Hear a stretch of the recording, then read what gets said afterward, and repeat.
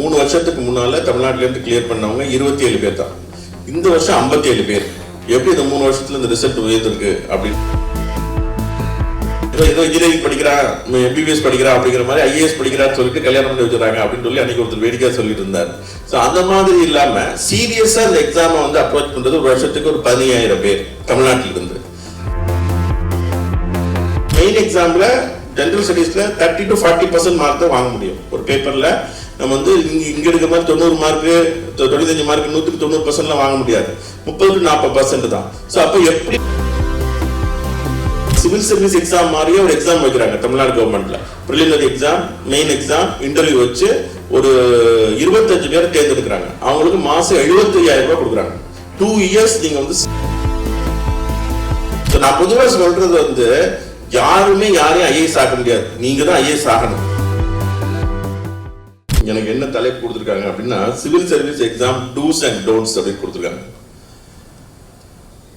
இந்த இந்திய குடிமைப்பணி தேர்வுக்கு நான் ஒரு பயிற்றுவராக கிட்டத்தட்ட ஒரு 25 ஆண்டு காலம் என்னுடைய விருப்பத்தின் காரணமாக செயல்பட்டு வருகிறேன். அதாவது தனிநிலை பயிற்றுனர் என்று ஒரு வார்த்தை, அதாவது ஃப்ரீலான்ஸ் ட்ரெயினர் என்று சொல்வார்கள். அந்த மாதிரியான ஒரு நிலையில் வைத்து நான் இயங்கிக் கொண்டிருக்கிறேன். நான் வந்து அரசு பணியில் இருக்கின்ற காரணத்தால் எனக்கு வந்து முழுமையான நேரத்தை இதற்காக கொடுக்க முடியாது. இருந்தாலும் எப்பொழுதெல்லாம் வாய்ப்பு கிடைக்கிறதோ அதெல்லாம் இதை பயன்படுத்தி கொண்டிருக்கிறேன். எனது வீட்டில் இருந்து ஆன்லைன் வகையாக வகுப்பெடுப்பது, இதே போல நண்பர்கள் கூப்பிடும் போது அந்த நிகழ்ச்சிகளில் வந்து கலந்து கொள்வது, இந்த மாதிரி விகடன் வாயிலாக மக்களை மாணவர்களை சந்திப்பது, அரசு நிறுவனங்களின் மூலமாக வகுப்புகள் எடுப்பது என்று எப்படியெல்லாம் அறக்கட்டளைகள் மூலமாக வகுப்புகள் எடுப்பது, மாணவர்களுக்கு சென்று உரையாற்றுவது என்று எங்கென்று வாய்ப்பு கிடைத்தாலும் வீரேன்பு சார் சொல்வார், எந்த மேடை என்றாலும் மாணவர்களை ஊக்கப்படுத்தக்கூடிய மேடை என்றால் அதை தவறவிடக்கூடாது என்று சொல்வார்.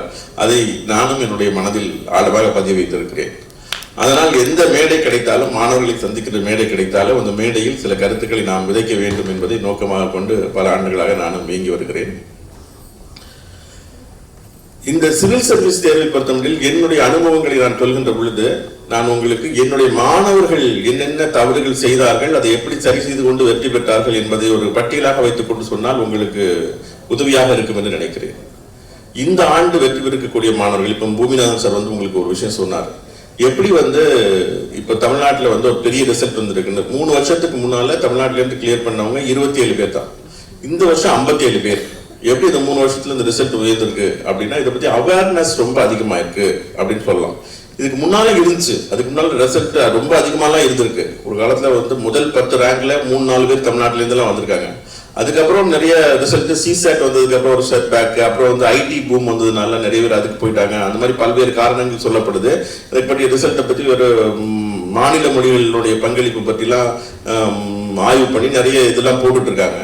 அது ஒரு பக்கம் இருந்தாலும் தமிழ்நாட்டிலிருந்து இன்றைக்கு வந்து 57 பேர் வந்திருக்கிறார்கள். இது வந்து இன்னும் உயரும் என்பது வந்து நமக்கு வந்து ஒரு நம்பிக்கையாக வைத்துக் கொண்டு நாம் உழைத்துக் கொண்டிருக்கிறோம். அதை கண்கூடாக பார்த்திருக்கிறோம். 3 ஆண்டுகளில் நாங்கள் கண்கூடாக ஒரு எண்ணிக்கை வந்து கூடியிருப்பதை பார்க்கிறோம். அதுக்கு முக்கியமான பல்வேறு காரணங்கள் இருக்கிறது. இப்ப இந்த ஆண்டு நீங்க வெற்றி பெற்றவர்களை பாத்தீங்க அப்படின்னா நான் முதல்வன் அப்படின்னு ஒரு திட்டம், அதுல வந்து பாத்தீங்கன்னா அதுக்கு ஒரு தேர்வு வச்சு இந்த இதுல நிறைய பேர் நீங்க வந்து அவங்க எவ்வளவு இந்த டேட்டா எல்லாம் சார் சொல்லியிருப்பாரு, எவ்வளவு லட்சம் பேர் அப்ளை பண்றாங்க, எவ்வளவு பேர் எக்ஸாமுக்கு வராங்க, எவ்வளவு பேர் வந்து அப்ளிகேஷன் போட்டு எக்ஸாமுக்கே வர்றதில்லை, அதெல்லாம் சொல்லியிருப்பாரு. இப்ப தமிழ்நாட்டிலிருந்து எழுதக்கூடிய சீரியஸான கேண்டிடேட்ஸ் அப்படின்னு பார்த்தால் தமிழ்நாட்டில இருந்து ஒரு 15,000 பேர் வந்து சீரியஸான கேண்டிடேட். அதாவது இந்த தேர்வுக்கு வந்து படிக்கிறேன்னு சொல்லிட்டு நிறைய பேர் இருப்பாங்க. என் பையன் ஐஏஎஸ் படிக்கிறான்னு சொல்லிட்டு அவங்க அப்பாவும் நிறைய பேர் சொல்லிட்டு இருப்பாங்க. பையன் படிக்கிறாரான்னு தெரியாது. உங்க அப்பா அம்மா என் பையன் ஐஏஎஸ் படிக்கிறான்னு சொல்லுவாங்க. நிறைய பேருக்கு அண்ணா நகர்ல வந்து கோச்சிங் இன்ஸ்டியூட்ல சேர்த்து வச்சுட்டு கல்யாணமே பண்ணி வச்சிருக்காங்க. பொண்ணு என்ன படிச்சுன்னா ஐஏஎஸ் படிக்குது அப்படின்னு சொல்லிட்டு கல்யாணம் பண்ணி வச்சிருக்காங்க அப்படின்னு கூட அன்னைக்கு ஒருத்தர் சொன்னாரு. ஸோ ஐஏஎஸ் படிக்கிறது அப்படிங்கிறது ஐஏஎஸ் ஆகிறது இல்லை. ஸோ ஏதோ இன்ஜினியரிங் படிக்கிறான், எம்பிபிஎஸ் படிக்கிறான் அப்படிங்கிற மாதிரி ஐஏஎஸ் படிக்கிறான்னு சொல்லிட்டு கல்யாணம் பண்ணி வச்சிருக்காங்க அப்படின்னு சொல்லி அன்னைக்கு ஒருத்தர் வேடிக்கையா சொல்லிட்டு இருந்தார். ஸோ அந்த மாதிரி இல்லாம சீரியஸா இந்த எக்ஸாமை வந்து அப்ரோச் பண்றது ஒரு வருஷத்துக்கு ஒரு 15,000 பேர் தமிழ்நாட்டில் இருந்து. அந்த 15,000 பேருக்கு தமிழ்நாடு அரசு ஒரு தேர்வு நடத்துகிறது. நான் முதல்வன் என்ற திட்டத்தின் கீழ் தேர்வு நடத்தி அதில் வந்து 1000 பேரை தேர்ந்தெடுக்கிறார்கள். 1000 பேரை தேர்ந்தெடுத்து அவர்களுக்கு மாதம் 7,500 ரூபாய் வீதம் 10 மாதம் வழங்கப்படுகிறது. இது வந்து இந்த திட்டம் வந்து கடந்த 3 ஆண்டுகளாக செயல்படுத்தி இருக்கிறது. இப்ப இதுல வந்து இந்த எக்ஸாம்ல போய் நீங்க கிளியர் பண்றீங்க இல்லைங்கிற நீங்க போய் பார்த்துட்டீங்க, எழுதி பார்த்துட்டு நீங்க அதுல வாங்கிட்டீங்க, அந்த 1000 பேர்ல வந்துட்டீங்கன்னா அது வந்து உங்களுக்கு பெரிய ஒரு கான்பிடன்ஸ் கொடுக்கும். தமிழ்நாட்டிலிருந்து எழுதக்கூடியவங்கல டாப்ல நான் தான், டாப்ல இருக்கக்கூடிய 1000 பேர்ல நானும் வருதேன் அப்படிங்கறத நீங்க கண்டிப்பா உங்களை நிரூபித்துக் கொள்வதற்கான ஒரு வாய்ப்பு. இதெல்லாம் நாங்க ரொம்ப நாளா பேசி இருந்தது, இந்த மாதிரி இருக்கிறவங்களை எப்படி ஐடென்டிஃபை பண்றது. இப்ப இந்த நிகழ்ச்சியில வரீங்க, உள்ள பேர் வந்திருக்கீங்க, சில பேர் கம்பல்ஷன்ல வந்திருப்பீங்க, சில பேர் ஆர்வத்துல வந்திருப்பீங்க. அந்த ஆர்வத்தை சஸ்டெயின் பண்ணி கொண்டு போறது அப்படிங்கிறது அந்த எக்ஸ்டர்னல் மோட்டிவேஷன். இன்னைக்கு வந்து சார் வந்து பேசியிருக்காங்க, ராஜ்குமார் சார் பேசியிருக்காங்க, பூமிநாத் சார் பேசியிருக்காங்க, நான் பேசுறேன், இதுல இருக்கும். இதே உங்களுக்கு இன்டர்னல் மோட்டிவேஷன் இருந்தாதான் கண்டினியூஸா சஸ்டெயின்டா நீங்க எடுத்துட்டு போக முடியும். அல்லது வேற ஏதாவது ஒரு மோட்டிவேஷன் வேணும். சில பேருக்கு பொருளாதார சிக்கல் இருக்கலாம், அப்போ அந்த நான் மூவ்மெண்ட் ஸ்கீம் வந்து அவங்களுக்கு ரொம்ப ஹெல்ப் பண்ணிருக்கு. சரி, இப்ப சிவில் சர்வீஸ் எக்ஸாம் வந்து நிறைய பேர் எழுதிருக்காங்க. அப்ப அதுல இருந்து அந்த 1000 பேர் வந்ததுல அப்புறம் மெயின் எக்ஸாமுக்கு 25000 ரூபாய் கொடுக்குறாங்க. மாதம் இல்ல, ஒரே இது ப்ரிலிம்ஸ் முடிஞ்சு ரிசல்ட் வந்த உடனே 2 monthsல மெயின் வந்துடும். ஸோ அதனால வந்து மெயின் எக்ஸாமுக்கு குவாலிஃபை ஆகிட்டாலே அவங்களுக்கு 25000 கொடுக்குறாங்க. அந்த மாதிரி இந்த வருஷம் மெயின் எக்ஸாமுக்கு குவாலிஃபை ஆகி 25000 ரூபாய் வாங்கினவங்க 559 பேர். மெயின் எக்ஸாமுக்கு குவாலிஃபை ஆகி தமிழ்நாடு அரசுடைய 25000 ரூபாய் வாங்கினவங்க 559 பேர். அது வந்து இன்டர்வியூக்கு அளவுக்கு 200 பேருக்கு இங்க அகாமடேஷன் கொடுப்பாங்க. Government all India civil service coaching centre இருக்கு, அவங்க அந்த எக்ஸாம் அவங்களுக்கு நடத்துறாங்க. அந்த நான் முதல்வன் எக்ஸாம் நடத்துறாங்க. அங்க வந்து அகாமடேஷன் கொடுப்பாங்க. சில பேர் அகாமடேஷன் எடுத்துக்குவாங்க, சில பேர் அகாமடேஷன் எடுக்காம பிரைவேட் கோச்சிங் இன்ஸ்டியூட்ல படிப்பாங்க. இப்போ வந்து இந்த ஸ்டடி ஹால் கான்செப்ட்லாம் வந்துருச்சு, எங்க உட்காந்து படிக்கலாம். இப்ப அரசாங்கமும் ஒரு ஸ்டடி ஹால் கட்டுறதுக்கு இப்ப மாண்புமிகு தமிழ்நாடு முதலமைச்சர் அறிவிச்சிருக்காங்க. செனாய் நகர்ல ஒரு 400 பேர் உட்காந்து படிக்கக்கூடிய ஒரு ஸ்டடி ஹால் வந்து கட்டுறாங்க லைப்ரரியில அப்படின்னு, கட்டப்படும் 40 கோடி ரூபாய் மதிப்புல அப்படின்னு சொல்லி அறிவிச்சிருக்காங்க. ஸோ அந்த மாதிரி நம்ம வந்து பப்ளிக் பிரைவேட் பார்ட்னர்ஷிப் நீங்க படிப்பீங்க. ஸோ அது மாதிரி இப்பொழுது வந்து தனியார் பயிற்சி மையங்கள் நிறைய உருவாக்குறாங்க. மாணவர்கள் வந்து காஃபிடேரியா அப்ரோச் உண்டு. எனக்கு இங்க நல்லா இருக்கும், எனக்கு இந்த ஃபேக்கல்டி நல்லா நடத்துறது பிடிக்கும், எனக்கு வந்து பூமிநாதன் சார் தான் எனக்கு ரீச் ஆகிற மாதிரி சொல்லி கொடுக்குறாரு அப்படின்னு உங்களுக்கு பர்சனல் கனெக்ட் இருக்க இடங்கள்ல நீங்க படிச்சுக்கலாம் அப்படிங்கிற மாதிரி வரும்பொழுது அரசாங்கத்தினுடைய இந்த பண உதவி அப்படிங்கிறது உங்களுக்கு ரொம்ப உதவியா இருக்கு. அது வந்து உங்களுக்கு ரொம்ப ஹெல்ப் பண்ணுது. இப்போ ஒரு கோச்சிங் இன்ஸ்டியூட் இருந்தா கூட பிரைவேட் எல்லாரையும் கவர்மெண்ட் இன்ஸ்டியூட்ல அகாமடேட் பண்ணணும்னு சொல்ல முடியாது. ஸோ அவங்களுக்கு அண்ணநகர்ல வீடு இருக்கும், நான் போய் நான் இங்க பக்கத்துல இந்த கோச்சிங் இன்ஸ்டியூட்ல படிச்சுட்டு நான் இங்க படிக்கிறேன் அப்படின்னா, அப்ப அவங்களுக்கு வந்து இந்த கனெக்டிவிட்டி, அந்த பர்சனலா அவங்களுக்கு உள்ள ரிலேஷன்ஷிப், மென்டர்ஷிப், ஒருத்தர் உங்களுக்கு வழிகாட்டுறோம் இல்லையா, அது வந்து நல்லா ஈஸியா கிடைக்கும். அப்போ நீங்க அதை கனெக்ட் பண்ணிட்டு அங்க வந்து இது பண்ணுவீங்க. நீங்க உங்களுக்கு யார் மென்டர் அப்படிங்கிறது அவங்கள பொறுத்து, அவங்க திரும்ப அவங்கள்ட்ட யார் அப்ரோச் பண்றாங்களோ அவங்கள வந்து ஈஸியா கனெக்ட் பண்ண முடியுது. அதான் இப்போ ஒருத்தருடைய பேச்சு உங்களை கவருது அப்படின்னா அவர்கிட்ட ஓகே இவர்கிட்ட நம்ம ஐடியா வாங்கலாம் அப்படின்னு சொல்லி உங்களுக்கு வந்து நீங்க கனெக்ட் பண்ணுவீங்க. ஸோ இந்த மாதிரியான இதுல இருந்து உங்களுக்கு வந்து நிறைய நீங்க கத்துக்க முடியும். இப்படி இருக்கும்போது என்னுடைய இது வந்து பாத்தீங்கன்னா என்னுடைய டிராவல் வந்து 2003 ஆரம்பிச்சது. 2003 நாம என்னுடைய மாணவர் அப்படின்னு சொன்னா என்னுடைய ஜூனியர், காலேஜில் எனக்கு ஜூனியர் டாக்டர் ஆனந்தகுமார் ஐஏஎஸ், அவர் வந்து 2003 கிளியர் பண்ணார். அவர் தான் என்னுடைய முதல் மாணவர் சொல்லுவேன். 2001 என்னுடைய சான்ஸ் முடிஞ்சு 98 நான் எழுதினேன் ஃபர்ஸ்ட். எனக்கு 4 சாய்ஸ் இருந்துச்சு, 98, 99, 2001 என்னுடைய யூபிஎஸ்சி வாய்ப்புகள் முடிந்து விட்டது. நான் சில மார்க்கினெல்லாம் வெற்றியை தவற விட்டு விட்டேன். அதுக்கப்புறமா என்னுடைய அனுபவங்கள் எல்லாம் வச்சுட்டு நீ கிளியர் பண்ணிடனே எல்லாரும் வந்து எனக்கு வந்து நான் படிச்சுட்டு இருக்கும் போது என்னுடைய சீனியர்ஸ் இன்டர்வியூ போகும்போது அவங்களுக்கு மார்க் இன்டர்வியூலாம் கண்டக்ட் பண்ணியிருக்கேன். ஸோ அப்பவுமே வந்து அவங்க சொன்னாங்க நீ வந்து நல்ல நாலேஜபிளா இருக்க, நீ வந்து கண்டினியூ பண்ணி இதை விட்டுறாத அப்படின்னாங்க. அதுக்கப்புறம் நான் வந்து அரசு பணிக்கு வந்து விட்டாலும் தொடர்ந்து நான் இந்த மாதிரி படித்த விஷயங்களை பகிர்வது என்பது வச்சுட்டே இருந்தேன். ஆனந்தகுமாருக்கு தான் முதல்ல டெஸ்ட்லாம் வச்சு நான் ராணிப்பேட்டில் சொன்னார், வேலூர்ல ஒர்க் பண்ணேன்னு சொன்னாரு ரங்கராஜன் சார். நான் ராணிப்பேட்டையில இருக்கக்கூடிய ஒரு அரசு நிறுவனத்தில் ஒர்க் பண்ணிட்டு இருந்தேன். ஒரு கால்நடைகளுக்கு தடுப்பூசிகள் தயாரிக்கக்கூடிய ஒரு நிறுவனம் அங்க இருக்கு, கால்நடை நோய் தடுப்பு மருந்து நிலையம் IVPM சொல்லிட்டு. அங்க ஒர்க் பண்ணிட்டு இருக்கும்போது ஆனந்தகுமார் எங்க இதுல தங்கிதான் படிச்சா. அப்படி அவ படிக்கும் பொழுது ஆனந்தகுமாருக்கு டெஸ்ட்லாம் வச்சு நான் திருத்தி மார்க்லாம் போட்டேன். அப்போ வந்து பாத்தீங்கன்னா ஒரு ஜெனரல் ஸ்டடிஸ் பேப்பர், அதுக்கு வந்து 300 மார்க்குக்கு நான் திருத்தி ரொம்ப ஸ்ட்ரிக்டா திருத்தி 52 மார்க் போட்டேன். ஆனந்தகுமார் இப்பவும் சொல்ல அப்படி அண்ணாச்சி நீங்க கூப்பிட அப்படி, அண்ணாச்சி நீங்க எனக்கு 52 மார்க் போட்டீங்க, நான் ஆல் இந்தியாவில் 52 ரேங்க் வாங்கினேன் அப்படின்னு சொல்லிட்டு. ஸோ எதுக்காக என்ன அப்படின்னா நம்ம ஸ்ட்ரிக்டா திருத்துறது அப்படிங்கிறது வந்து அவங்களுடைய இன்னும் அவங்க வந்து நல்லா பெர்ஃபார்ம் பண்ணணும் அப்படிங்கிறத மோட்டிவேட் பண்றதுக்கு. ஸோ சிவில் சர்வீஸ் எக்ஸாம்ல தெரிஞ்சவங்களுக்கு தெரியும், மெயின் எக்ஸாம்ல ஜெனரல் ஸ்டடீஸ்ல 30 to 40% மார்க் தான் வாங்க முடியும் ஒரு பேப்பர்ல. நம்ம வந்து இங்க இருக்க மாதிரி 90 மார்க்கு 95 மார்க்கு 190% வாங்க முடியாது, 30 to 40% தான். ஸோ அப்போ எப்படி நம்மளுடைய அப்ரோச் இருக்கணும், ஜெனரல் ஸ்டடீஸ்ல வந்து இவ்வளவு மார்க் எடுக்க முடியும். ஆனால் ஆப்ஷனல் அண்ட் விருப்ப பாடத்திலையும் எஸ்ஏ பேப்பர்லயும் 50% மேல மார்க் வாங்கலாம். ஸோ அப்போ அதுக்கு எவ்வளோ கான்சன்ட்ரேஷன் கொடுக்கணும். 2 பேப்பர் ஆப்ஷனல் பேப்பர் இருக்கு, ஒரு எஸ்ஏ பேப்பர் இருக்கு, அதுல வந்து 50% மேல மதிப்பெண் பெறலாம் அப்படின்னா அதுக்கு நம்ம எப்படி மாதிரி அப்ரோச் கொடுக்கணும். இந்த ப்ரொபோஷனேட்டா நம்மளுடைய எனர்ஜியை வந்து சேனலைஸ் பண்ணி கொடுக்கறது ரொம்ப முக்கியமானது. அப்பதான் வந்து நம்ம வந்து அதிக மதிப்பெண் பெற முடியும். இந்த மாதிரி டெக்னிக்ஸ் எல்லாம் உங்களுக்கு யார் சொல்லி தருவாங்க அப்படின்னா ஒரு மென்டர் தான் சொல்லி தர முடியும். அதை கற்றுக்கணும். அது வந்து இப்போ ஆன்லைன்லயும் இருக்கு. அப்போ ஜெனரலி என்ன சொல்லுவாங்கன்னா, முன்னால வந்து ஸ்கார்சிட்டி ஆஃப் ரிசோர்சஸ், சரியான ரிசோர்ஸ் கிடைக்காது. இப்போ வந்து பிளென்டி ஆஃப் ரிசோர்சஸ் ஏகப்பட்டது. இன்னைக்கு நான் வரும்போது கூட சிஎம் ஃபெலோஷிப்ல டிபெட்டர் மாணவர்கள்ட்ட பேசிட்டு வந்தேன்.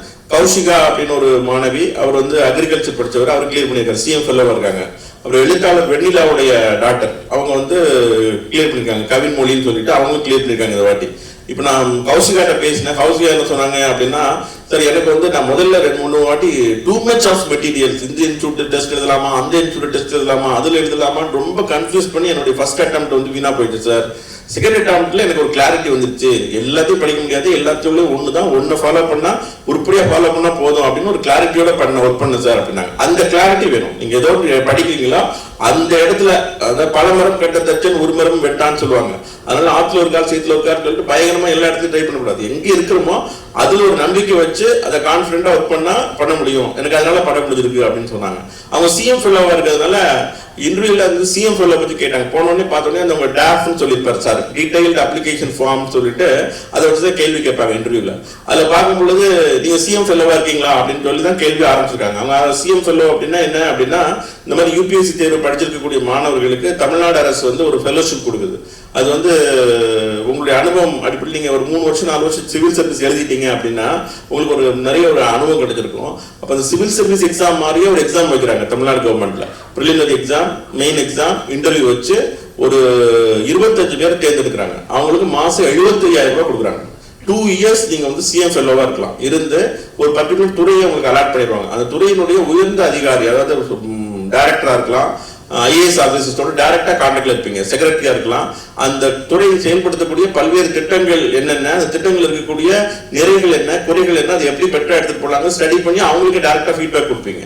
ஸோ அந்த மாதிரி இந்த சிஎம் ஃபெல்லோவா இருக்கக்கூடிய மாணவர்கள் மாணவிகள் இருக்கிறாங்க. அதெல்லாம் இந்த யூபிஎஸ்சி படிக்கக்கூடிய, அதான் சார் சொன்னார் நிறைய ஸ்கீம் இம்ப்ளிமெண்ட் ஆயிருக்குன்னு சொன்னாலே அந்த சிஎம் ஃபெல்லோஷிப் ஸ்கீம் உங்களுக்கு எத்தனை பேருக்கு இதை பத்தி தெரியும் தெரியல. ஸோ இதை பத்தி நீங்க தெரிஞ்சுங்க. சிஎம் ஃபெல்லோஷிப்ல இருந்து நீங்க அந்த எக்ஸாம்லாம் எழுதுனீங்க அப்படின்னா யூ வில் பி இந்த காம்படிஷன்ல முன்னால் இருக்கக்கூடியவங்கள நீங்களும் ஒருத்தர் அப்படிங்கிற ஒரு நம்பிக்கை உங்களுக்கு பிறக்கும்.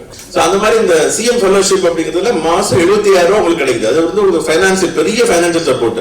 2 வருஷம் இந்த வாட்டி எனக்கு தெரிஞ்சு போன வருஷம் இந்த வருஷம் இருந்ததுல என்னுடைய நாலேஜுக்கு உட்பட்டு இந்த 50 பேர்ல, போன வருஷம் 30 பேர் எடுத்தாங்க, இந்த வருஷம் 25 பேர் எடுத்தாங்க. இந்த 55 பேர்ல எனக்கு தெரிஞ்ச 4 பேர் கிளியர் பண்ணிருக்காங்க. ஒன்னு வந்து எழுத்தாளர் சகோதரி வெண்ணிலா அவர்களுடைய மகள் கவிமொழி, இன்னொன்னு வந்து கௌசிகா, 2 பேருமே அக்ரிகல்ச்சர் கிராஜுவேட். அப்புறம் வந்து எங்களோட ஒர்க் பண்ண எஜுகேஷன் டிபார்ட்மெண்ட்ல ஒர்க் பண்ண காமராஜ், அவர் வந்து சிஎம் ஃபெல்லோ, அவர் வந்து எங்களோட இன்டர்நேஷனல் புக் ஃபேர்ல எல்லாம் ஒர்க் பண்ணாரு. அவர் வந்து தமிழ் ஆப்ஷன்ல என்னோட ஸ்டூடெண்ட் வேற, அவர் கிளியர் பண்ணிருக்காரு, அவர் சிஎம் ஃபெல்லோ. அப்புறம் சஜீவ்னு ஒரு தம்பி சொன்னாங்க, சோசியல் வெல்ஃபேர் டிபார்ட்மெண்ட்ல ஒர்க் பண்ணாரு, அவர் கிளியர் பண்ணிருக்காரு. ஸோ இந்த மாதிரி சிஎம் ஃபெல்லோ வந்து எனக்கு தெரிஞ்ச கூட இருக்கலாம் 4 பேர் கிளியர் பண்ணிருக்காங்க. ஸோ இந்த மாதிரி ஒவ்வொருத்தரும் இதெல்லாம் வந்து என்னென்ன டூஸ்ல வருது, என்னென்ன செஞ்சீங்கன்னா நீங்க வந்து டாப்ல உள்ள அந்த கிரீம்ல இருப்பீங்க, நீங்க வெற்றி பெறுவதற்கான வாய்ப்புகள் அதிகம் அப்படிங்கிறதுல வருது. இப்போ என்னுடைய மாணவர்களை வச்சு நான் சில விஷயங்கள் சொல்லணும் அப்படின்னு பாத்தீங்கன்னா, இப்ப இந்த ஆண்டு கிளியர் பண்ணிருக்கக்கூடிய ஜிஜி பத்தி சொன்னாரு ரங்கராஜன் சார். ஜிஜி வந்து 25வது ரேங்க், ஆல் இந்தியா ரேங்க் 25 வாங்கியிருக்காங்க. இதுவரை தமிழ் ஆப்ஷன்ல எடுத்தவங்க லாஸ்ட் இயர் வந்து அவங்க வந்து ஐபிஎஸ் செலக்ட் ஆனாங்க. இந்த வாட்டி அவங்களுடைய ஆப்ஷன் வந்து ஐஎஃப்எஸ் ஆகிறது தான், ஐஏஎஸ் இல்ல, ஐஎஃப்எஸ் தான். அது இந்த வாட்டி ஐஎஃப்எஸ் ஆயிடுவாங்க 25வது ரேங்க் வந்திருக்கிறதுனால. ஸோ அவங்க லாஸ்ட் இயர் இருந்து ஐபிஎஸ் செலக்ட் ஆகிட்டா கூட திரும்பவும் வந்து இந்த வாட்டி டெஸ்ட் நடத்தி டிஸ்கஷன்லாம் அட்டன் பண்ணாங்க. அப்போ டிஸ்கஷன் அட்டன் பண்ணும்போது ஜிஜின்னு இருந்தா அந்த இதுல தெரியும் இல்லையா, யார் யார் அட்டன் பண்றாங்கன்னு பேர் தெரியும் இல்லையா. அவங்க வந்து நான் பார்த்தேன், அதுல வந்து யார் யார் அட்டன் பண்ணாங்கன்னா தமிழ் எக்ஸாம் ஒரு 20 பேர் அட்டன் பண்ணிட்டு இருப்பாங்க, மெயின் எக்ஸாம் எழுதுறவங்க. நான் பார்க்கும்போது ஜிஜியோட பேர் இல்லை இல்லைன்னு சொல்லிட்டு நான் அப்புறம் ஃபோன் பண்ணும்போது கேட்டேன், ஜிஜி நீங்க டிஸ்கஷன்லாம் அட்டன் பண்றது இல்லையா அப்படின்ட்டு. சார் அட்டன் பண்றேன் சார், நான் புனை பேர்ல அட்டன் பண்றேன் சார் அப்படின்னாங்க. அவங்க ஜூலி அப்படிங்கிற பேர்ல அட்டன் பண்ணிருக்காங்க. ஏன்னா அவங்க அட்டன் பண்றது வந்து வெளில அவங்க வந்து சில பேர் எப்படி இருப்பாங்க, இன்ட்ரோவர்ட்டா இருப்பாங்க, அது மாதிரி அவங்க வந்து இன்டர்வியூலாம் கூட கொடுக்க மாட்டாங்க. ஸோ ஜூலிங்கிற பேர் அட்டன் பண்றதா இருக்குன்னு. அது என்ன ஜூலி புதுசா இருக்கு அப்படின்னா, இல்ல சார் ஜாகிசான் சீரீஸ்ல வரக்கூடிய ஒரு கேரக்டரோட பேரு அப்படின்னாங்க. ஸோ அப்பதான் எனக்கு தெரிஞ்சது அது ஜூலிங்கிற பேரை வச்சுட்டு அவங்க அட்டன் பண்றாங்க அப்படின்னு சொல்லிட்டு. ஸோ அவங்க வந்து சின்சியரா அட்டன் பண்ணி. ஒரு வாட்டி நான் பேசணும் போது மாணவர்கள்ட்ட பேசினாங்க அப்படின்னு என்னுடைய கிளாஸ் நோட்ஸ் நான் கொடுப்பேன். சார் வந்து வேகமா நிறைய தகவல் சொல்லுவார். நான் வந்து எப்போதுமே ஒரு கிளாஸ் மாதிரி இன்னொரு கிளாஸ் இருக்காது. ஒரு வாட்டி படித்த விஷயங்களை சொல்லுவேன், அப்புறம் சமீபத்தில் படித்த விஷயங்களை அடுத்த கிளாஸ் சொல்லுவேன். அதே டாபிக்ல ஒவ்வொரு கிளாஸ்லயும் வேற வேறு விஷயங்கள் சொல்லிட்டு இருப்பேன். தமிழ் லிட்ரேச்சர், மாடர்ன் லிட்ரேச்சர் எடுத்தா கூட ஒரு கிளாஸ் மாதிரி இன்னொரு கிளாஸ் இருக்காது. அதனால வந்து திரும்ப நீங்க அட்டன் பண்ணி சார் போன கிளாஸ் சொல்லாத, நானே கிளாஸ் சொன்னேன், எந்த பேட்சுக்கு சொன்னீங்கன்னு உங்களுக்கு தெரியாது சார், எங்க பேட்சுக்கு சொல்லிருக்க மாட்டீங்க, வேற பேட்சுக்கு சொல்லிருப்பீங்க, அதனால எல்லா கிளாஸுமே மிஸ் பண்ணாம அட்டன் பண்ணணும் அட்டன் பண்ணேன் அப்படின்னாங்க. அது மட்டும் இல்லாம அவங்க கிளாஸ்ல நீங்க சொல்லும்போது வேகமா சொல்வீங்க. இப்போ திருக்குறள் சொல்றீங்க அப்படின்னா அது புது திருக்குறளா இருக்கும். அதுக்கு முதல் வரியை மட்டும் எழுதி வச்சுக்கிட்டு திரும்ப அந்த குறள் என்னன்னு போய் பார்த்து தேடி முழுசு எழுதிக்குவோம். கொட்டேஷன் சொல்லும் போது இவருடைய கொட்டேஷன் இது அப்படின்னு சொன்னா இவரு அந்த ஸ்காலரோட பேர் காமராஜர் சொன்ன அப்படி நீங்க உங்களுக்கு எப்படி ஹெல்ப்ஃபுல்லா இருந்து கேட்கும்போது டூஸ் அண்ட் டோன்ட்ஸ்க்காக நான் இப்ப பேசிட்டு வந்தேன். வரும்போதே கார்ல வந்து பேசிட்டு வந்தேன். என்ன இப்போ உள்ள மாணவர்கள் சொல்லணுமே, பழைய கதையே சொல்லிட்டு இருக்க கூடாது. ஏன்னா இது வந்து யூடியூப்ல வேற போடுறாங்க. திரும்ப என்ன எப்ப போனாலும் இவர் இதே தான் சொல்லிட்டு இருப்பாரு, ஜெயசீல இருந்து ஆனந்த மோனி தாண்டி வரவே மாட்டாரு அப்படின்னு யாரும் சொல்லக்கூடாதுங்க. இப்போ உள்ள காமராஜத்தை கேட்டேன் உங்களுக்கு எப்படி இருந்தது அப்படின்ட்டு. அவர் சொன்னாங்க சார் நீங்க இந்த இது கிளாஸ் நடத்தும் போது நிறைய வந்து தமிழ் ஸ்காலர்ஸ் பேர் சொல்வீங்க. தேப்போமி இப்படி சொல்லியிருக்காரு, இப்படி வந்து இவர் சொல்லியிருக்காரு, ஜெயகாந்தன் சொல்லியிருக்காரு, இப்படி வந்து சவுந்தரா கைலாசம் வந்து ஜெயகாந்தன் கதைகளை பத்தி சொல்லியிருக்காங்க, அப்படி இப்படின்னு வந்து தோ பரமசிவம் சொல்றாரு அப்படின்னு ஒவ்வொரு தமிழ் ஸ்காலரையும் கோட் பண்ணி நீங்க சொல்வீங்க. அதெல்லாம் குறித்து வச்சுக்கிட்டு நான் பயன்படுத்த, அதாவது கண்டென்ட் டெவலப்மெண்ட் சொல்லுவோம். அதாவது நீங்க நிறைய விஷயங்களை சேகரித்து வச்சுக்கிட்டு அதை வந்து எங்கெங்க பயன்படுத்த முடியுமோ அதை நீங்க பயன்படுத்தணும். அது உங்க சாமர்த்தியம். நான் பொதுவாக சொல்றது வந்து யாருமே யாரையும் ஐஏஎஸ் ஆக முடியாது, நீங்க தான் ஐஏஎஸ் ஆகணும். யாரும் ஐஏஎஸ் ஆக முடியாது. இப்ப நானும் பூமிநாதன் சாரும் ஆகணும் அப்படின்னா எங்கள்கிட்ட வந்து படிக்கிற எல்லாத்தையும் ஐஏஎஸ் ஆகிடணும், அப்படி ஆக முடியாது. அப்படி சொன்னோம்னா அது ஃபால்ஸ் கிளைம். ஆனா நீங்க தான் ஆகணும். உங்களுக்கு தான் தெரியும் எங்களுடைய கான்ட்ரிபியூஷன் எந்த அளவுக்கு இருந்தது அப்படிங்கிறது உங்களுக்கு தான் தெரியும், எங்களுக்கு தெரியாது. நீங்க சொன்னீங்க அப்படின்னா சார் உங்களால எனக்கு ரொம்ப உதவியா இருந்துச்சு அப்படின்னா எங்களுக்கு அது மகிழ்ச்சி, அவ்வளவுதான். அது வந்து நீங்க தான் ஆகணும். தவிர நாம சொல்லக்கூடிய விஷயங்கள் யார் எடுத்து, நான் பொதுவா சொல்றேன், பயிற்சி மையங்கள் மாணவர்களை பயன்படுத்திக் கொள்கிற அளவுக்கு மாணவர்கள் பயிற்சி மையங்களை பயன்படுத்திக் கொள்கிறார்களா என்பது முக்கியம். நீங்க வெற்றி பெற்ற உடனே பாத்தீங்கன்னா இப்ப ஒருத்தர் கிளைம்னா சக்சஸ் கேஸ் வெரி ஃபாதர்ஸ் சொல்லுவாங்க. நீங்க வெற்றி பெற்றீங்கன்னா நீங்க எல்லா கோச்சிங் இன்ஸ்டியூட்லயும் உங்க போட்டோ இருக்கும். படிக்கிற நேற்று கூட எனக்கு ஒருத்தர் கேட்டார், சார் என்ன சார் ஒருத்தருடைய போட்டோ எல்லா கோச்சிங் இன்ஸ்டியூட்லயும் இருக்காமா? நான் சில கோச்சிங் இன்ஸ்டியூட்ல வாசல்லே வந்து கேமரா மாட்டி வச்சிருப்பாங்க, நீங்க கிராஸ் பண்ணும்போது ஒரு போட்டோ எடுத்தாலே அதுல வந்துடும். அதனால நீங்க வந்து அதெல்லாம் பார்த்து ஒரி பண்ணக்கூடாது. அது பையன் பாஸ் பண்ணிருக்கானா, தமிழ்நாட்டுல இருந்து பாஸ் பண்ணிருக்கானா சந்தோஷப்படுங்க, அதான் முக்கியம். இப்ப தமிழ்நாட்டுல வந்து கோச்சிங் சொல்லி எப்படி பாப்புலர் ஆயிடுச்சுன்னா ஆல் இந்தியா ஸ்டூடெண்ட்ஸ் எல்லாமே இங்க வந்து இன்டர்வியூ அட்டெண்ட் பண்றாங்க. அது மாதிரி பேரை பார்த்து சார் நார்த் இந்தியா பேரா போட்டு ஏமாத்துறாங்க சார் அப்படின்னு நேற்று சொன்னார். ஏங்க அப்படி இல்லைங்க, அவர் வந்து கோச்சிங் இன்ஸ்டியூட் அட்டன் பண்ணிருப்பாரு. அவர் வந்து வெளியூர்ல இருந்து இங்க அட்டன் பண்ணிருப்பாரு. நம்ம ஊர் மாணவர்கள் டெல்லியில அட்டன் பண்ற மாதிரி நம்ம ஊர்ல கோச்சிங் இன்ஸ்டியூட் வளரக்கூடாதா? கோச்சிங் இன்ஸ்டியூட் வளர்ந்துருக்காரு. நார்த் இந்தியால இருந்து இங்க வந்து ஆன்லைன்ல அட்டன் பண்ணிட்டு ஆன்லைன் ஃபெசிலிட்டி வந்துருச்சுல. ஓ அப்படியா, நான் அந்த மாதிரி வட இந்தியா பேரா போட்டு ஏமாத்துறாங்கன்னு நினைச்சிட்டேன் அப்படின்னாரு. அது மாதிரி கோச்சிங் இன்ஸ்டியூட் பத்தி தப்பான அபிப்பிராயங்களும் மாணவர்கள்ட்ட பொதுமக்கள்கிட்ட வளர்ந்துருக்கு. அது மாதிரி இல்லாம நீங்க வந்து எப்படி பெட்டரா கோச்சிங் இன்ஸ்டியூட் பயன்படுத்திக்கணும் அப்படிங்கறது ரொம்ப முக்கியம். அதனாலதான் இந்த கவர்மெண்ட் வந்து இந்த ஸ்கீம் எல்லாம் கொடுத்துருக்கு. உங்களுக்கு பணம் கொடுத்து நீங்க உங்க சாய்ஸ் படி படிங்க, கேஃபிடேரியா அப்ரோச் சொல்லுவாங்க. அந்த மாதிரி உங்களுக்கு பிடிச்சது, எனக்கு பிடிச்ச இந்த கடையில போய் சாப்பிடுவோம், அந்த கடையில போய் சாப்பிடுன்னு சொல்றோம் இல்லையா? அந்த மாதிரி நீங்க சாப்பிடுறது இந்த மாதிரியான விஷயங்கள்லாம் கவர்மெண்ட் பண்ணுது. கவர்மெண்ட்டும் ரன் பண்ணிட்டு இருக்கு. அதுக்கப்புறம் அவங்க இந்த டெஸ்ட் சீரிஸ் எல்லாம் பண்ணி கொடுக்குறாங்க. அதுக்கப்புறம் நீங்க பண்றதுக்கு ஏற்பாடுகளும் பண்ணி கொடுக்குறாங்க. என்னென்ன விதமா நீங்க பண்ண முடியுமோ, வெற்றிகளுக்கான வாய்ப்புகள் என்னென்ன அப்படின்னு சொல்லிட்டு அதெல்லாம் பண்ணி கொடுக்குறாங்க.